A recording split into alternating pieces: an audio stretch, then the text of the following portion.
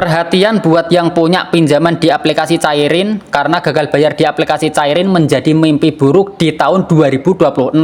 Inilah resiko terberat kalau gagal bayar di aplikasi Cairin. Jadi kadang kalau dengar cerita orang gagal bayar di aplikasi Cairin, kesannya itu sangat mengerikan gitu. Bikin deg-degan, penuh bayangan serem, dan rasanya pengen nutup mata saja. Padahal kalau dipikir lebih jernih, kondisi gagal bayar di aplikasi Cairin itu nggak sesuram yang sering dibahas di media sosial. Banyak orang membayangkan skenario terburuk di kepala gitu. Padahal kenyataannya nggak sebrutal itu. Ya memang ada resikonya, tapi bukan berarti hidup otomatis berantakan. Nah pertama-tama penting kamu tahu dulu siapa sih sebenarnya aplikasi Cairin ini. Jadi aplikasi Cairin ini bukan aplikasi pinjol yang muncul dari semak-semak terus menghilang begitu saja. Ini aplikasi yang resmi, Cairin ini aplikasi yang terdaftar di OJK dan tentunya diawasi gitu. Artinya gerak-gerik mereka itu nggak bisa sebebas pinjol ilegal yang hobi ngancam sana-sini. Aplikasi ini tidak menyebar data nasabahnya, jadi bisa bikin nasabah lebih tenang. Ada aturan yang harus mereka taati, termasuk soal cara menagih.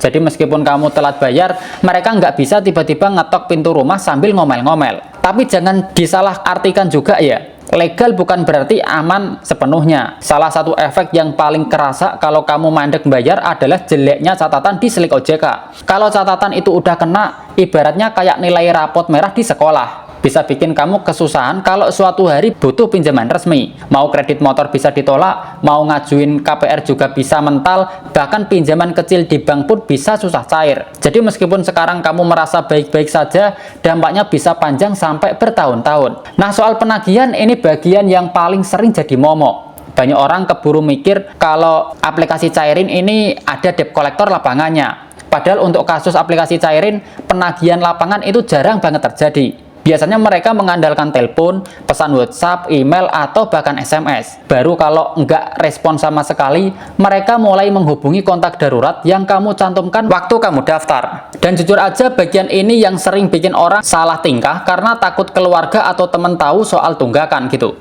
Nah kalau kamu udah terlanjur masuk di fase gagal bayar, ada beberapa langkah yang bisa membantu kamu tetap waras. Yang pertama adalah jangan panik. Kedengarannya klise ya.